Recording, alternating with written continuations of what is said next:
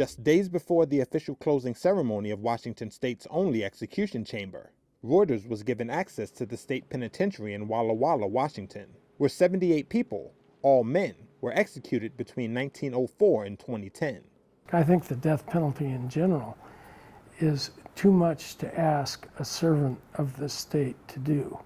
Richard Morgan is a former Department of Corrections secretary for Washington State who oversaw executions. He later worked to have the death penalty abolished in the state.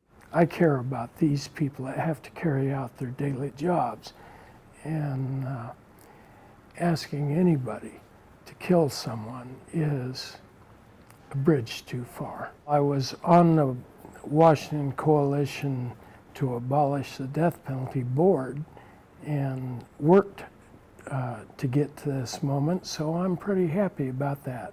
Morgan officially retired from his position as Director of Prisons at the Washington Department of Corrections in 2010, but has returned for various roles and appointments in the years since, while regularly speaking out against the death penalty.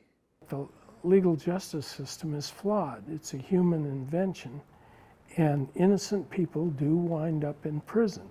Innocent people can be convicted and sentenced to death, and I can't think of a nightmare worse than being involved in executing somebody that it turns out later never should have been. In 2014, during his first term in office, Washington Governor Jay Inslee announced that a reprieve would be issued for any death penalty case that reached his desk. 4 years later, the Washington Supreme Court declared the state's death penalty statute unconstitutional, but the law still remained on the books. That ended with Inslee's signing of Senate Bill 5087 on April 20, 2023. Removing it from state law and officially abolishing the death penalty in the state.